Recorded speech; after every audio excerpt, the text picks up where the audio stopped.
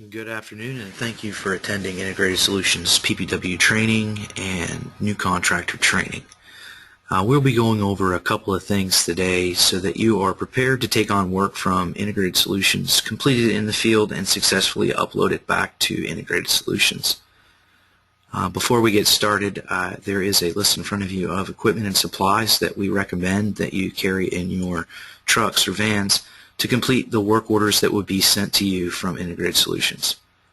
Also, there is a list of key codes that we would like you to take in consideration and make sure that you have on hand, because most of our work orders require these key codes that you see on the lock inventory side, as well as padlocks and the typical lock boxes that are required from Integrated Solutions.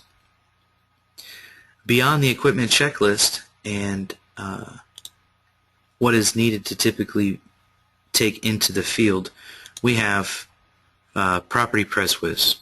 And Property PresWiz is our system that we use to complete work with contractors in the field and get the information and transfer it back. So I thank you for joining our new contractor training session. This session is hosted by Integrated Solutions, and it's meant to guide you through your daily activity with Integrated Solutions.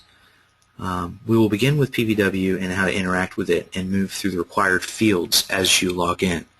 Once you log in and place your username and password, it's going to bring you to this screen, and this is your general queue.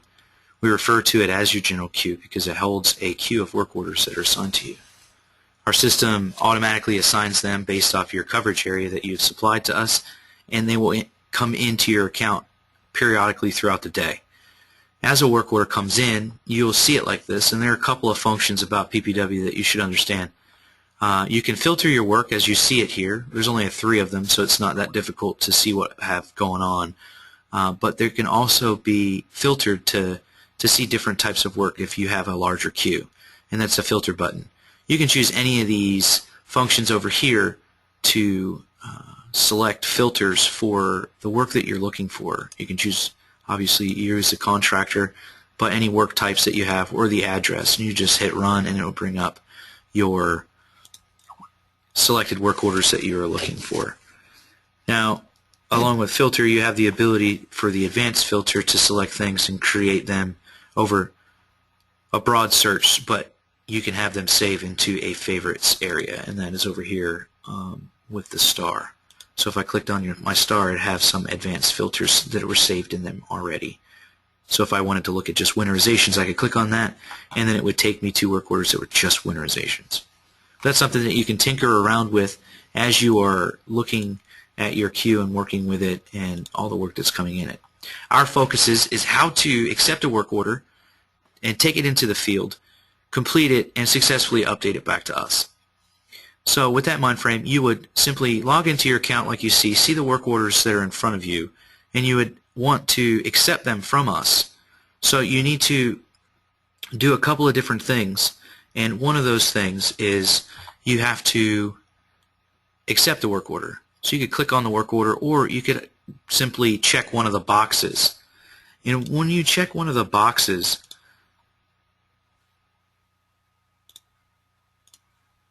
it gives you this action tab, and you can click on this action tab and acknowledge the work order. And then this will let Integrated Solutions know that you're going to take on that work order. So if we click that, it's going to say, okay, this work order is now, let me refresh the screen, this work order is now in the field. You've accepted this work order. The second thing that you need to do is that you need to place an estimated completion date. If you don't see the column that says estimated complete date, this right here, you need to place it there. And in order for you to place it there, you have to click on columns up here. When you click on columns, you'll see estimated completion date. If it's over here in inactive, you need to move it from inactive to active by clicking and dragging it. Once you do that, you save that, and the column will be there. You need to place a date there so that we can know when you're going to complete it to us and update it back to Integrated Solutions.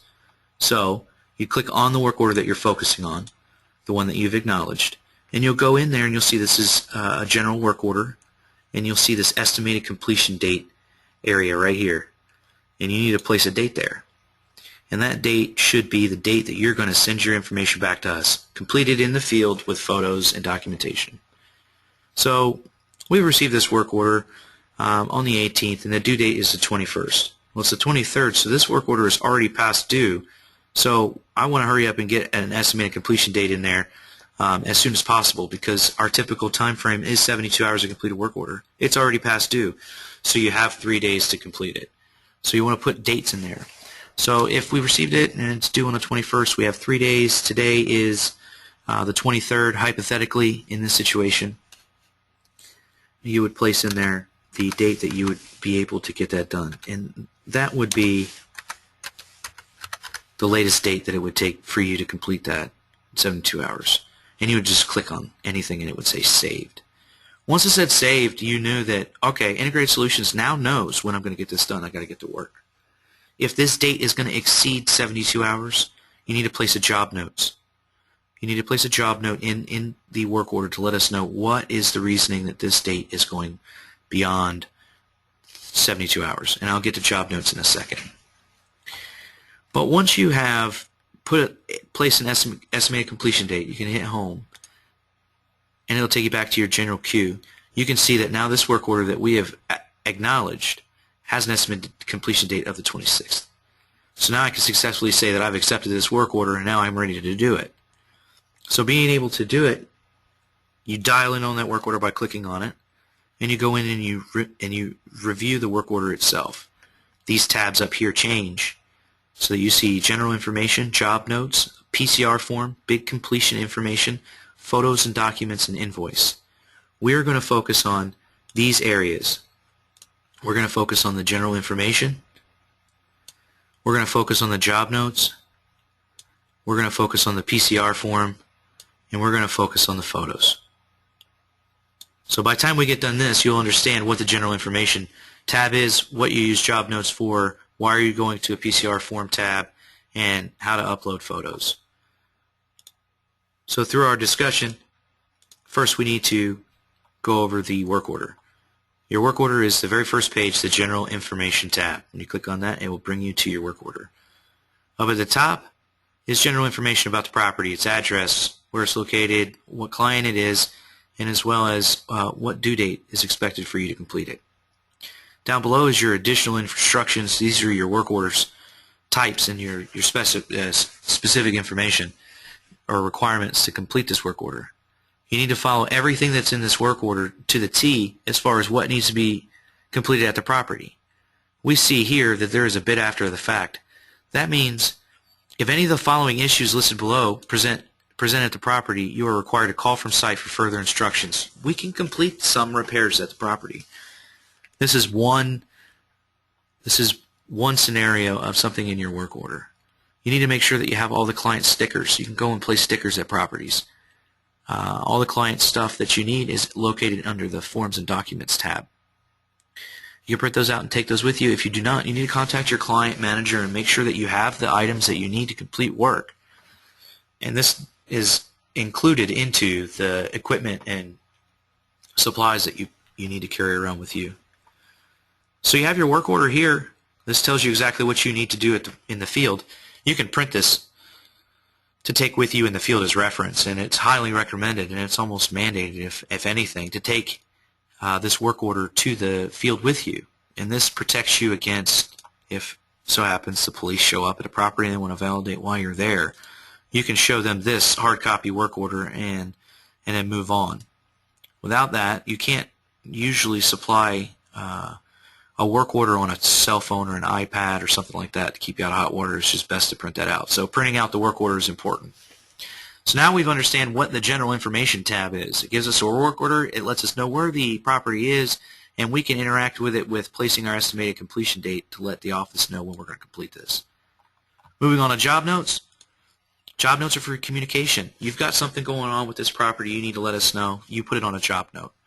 If you've got to communicate some sort of issue with the property, you put it on a job note. These are things that are going to cover your liability in the future and keep you out of hot water as you have got documentation on a work order.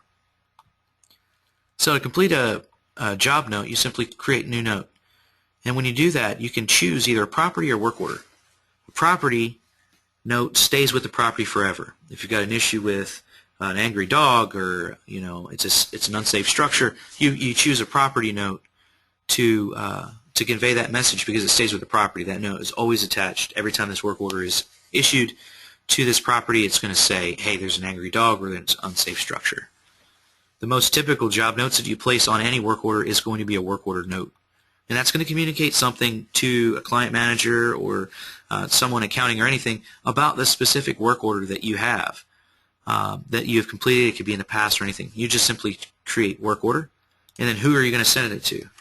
And you would want to have their email address so that you could send it to them. But as you can see, when I start typing, the system already pulls up certain users. So if you're talking to the client manager, Teresa, for a work order that you're completing, you can place a job note in here and talk to her. And then whenever you save that, it stays in the bottom here, and you can see that there's communication about this work order. And you can always review that. And if you go back to your home screen, your general queue, by clicking home, you can see this icon over here. It's a little sticky note, and it gives you a little review of your job notes. And that's something that just moves faster for you. So if you're in the work order and you see that you have your work order and your general information, you can interact with it. You understand job notes are for communication. The next thing is you've completed your work order in the field. You've taken it out to the field with you. You've printed it out from the General Information tab, and you're going out to the property to complete it. You need to complete 2 sheets from us, and they're digitized, and they're under this PCR form section. You need to depict every damages, or everything that you see that's specific to your work order when it's instructed. If you're going out there to do something, you need to complete it and you need to document it accordingly. We are relying on you to do this. And we give you 2 avenues for you to transfer that information back to us. One is a PCR, and that's a property condition report for the interior and exterior conditions of a property. And if you look at it, it's got simple questions that you're going to answer and give us a detailed outline of how the property is sitting. What's the condition? This is imperative that you fill this out completely, because if you don't, when you try to save it, it's going to give you red notification. That red notification lets you know that you haven't filled it out right. So you want to save it so that you get a saved instead of an error saving order. Aside from the property condition report, there's a bids, interior and exterior bid form. This is for your damages. If you get to the property and you're walking in there and there's mortgage or neglect, or there's water damage all over the walls in the living room, well, you need to take pictures of that water damage, and you need to look on your exterior or interior bid sheet for water damage. So you'd scroll down your sheet until you found something as far as repairing drywall or something of the sort. And you would type that information in one of these boxes. Once you typed in the information in the boxes, you can save this. These are outlining all of your damages. It's outlining your condition of the property and what you're bidding on. We need dimensions and locations. If there's water damage or mold located in the basement, we need to find that in the bid sheet and place that information. There is mold. We need to bleach it. And it's in the basement.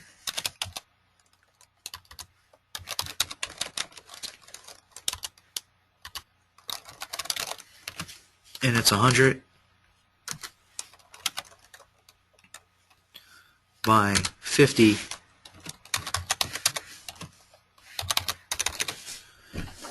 Now, relative to the damage, we now know it's in the basement, how big it is, and where it's at. It's on the walls, so that we can place an accurate bid. Once you've done that, you have the ability to save your bid sheet. Once you save that, that stays with it forever, and it shows under PCR form that, hey, it has been saved on this time, this date. Moving on to your PCR, once you've filled out your PCR and your bids, you're ready to go over and upload your photos. Now, for the sake of time, we have photos already uploaded, but to upload photos, you're to go to your Upload Photos button and upload the photos that you have. And you can search for them by simply adding files. It's going to ask you to browse. And you can find your photos, and you can select them, and you can just go ahead and place them in there, and then start upload. And as you see, it's going to go down and show you that these are uploading. Once it uploads, you can simply click the X, and then your page will refresh and it'll show your photos. And you can just go over here to Review Photos on the right side of your screen, and it's going to show you all your photos that you've uploaded. You need to make sure that you go through these photos and look for any dark or blurry photos that aren't going to be able to understand what you're looking at. We need to take those out, because if they're in there, it's just going to make it difficult for the investor to understand what's going on in his house. And we need to depict the damages so that they can approve bids that we've submitted, so that our trips out there aren't wasted. So make sure you take out the pictures that don't make any sense, or they're accidents, thumb shots, or in blurry conditions in the rain or something like that, and just go ahead and take those out and leave what's in there. And make sure you review your photos to make sure that you are showing general condition of the property. We can see all sides of the house. We can see exterior AC units. We can see the roof. We can see the street sign, and as well as internal, interior photos of the room. A couple of photos of each room, broad, wide angles, so that we can see what's going on in the property. Aside from taking your pictures of your damages, like this looks like a damaged photo, we want you to see that this damaged photo is not necessarily up close and personal, but it's given us some perspective of how big this is and what's going to be required for the repair. You can back that up by using photos of your measuring tape or a ruler or something of the sort, but you see that this is a blurry photo. We can't necessarily use this photo. So we just want to go ahead and just say, you know what, I don't need this photo. I'm going to delete it. There, it's gone. Now we're only keeping photos that are easy to read and understand. I can see the numbers clearly. So moving on from photos, you want to make sure that everything looks good. You're ready to go. You've uploaded your photos. You've read your work order. You know where you're going by looking at your work order. You know what you were supposed to do. And then you've looked at your work order and you knew it was initial services, so you're going to the property to do initial services. You've completed it. You've documented everything using your PCR and have completed these functions. You've gone in and uploaded your photos. And once you've uploaded your photos and you can see that they're all good to go, your last step is to go to the General Property or General Information tab and click Ready for Office. Once you click Ready for Office, this work order is completed on your end. And we'll take it from you and we'll complete it on our end, and you're now waiting for payment. Once you click Ready for Office, you can't make any edits. You can't change anything. You have to reach out to your client manager and say, hey, I made a mistake on my work order. Can you please reopen it and let me work on it?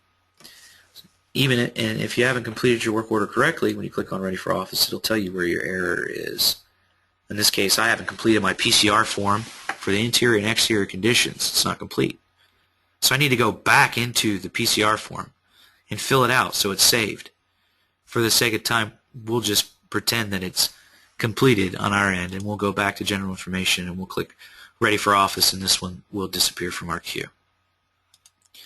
So with PPW and understanding PPW, there are always avenues to contact Integrated Solutions. If you have an issue in the field, you got a problem with what you're doing at a house, you don't understand your work order, the contact information to call is right here in front of you.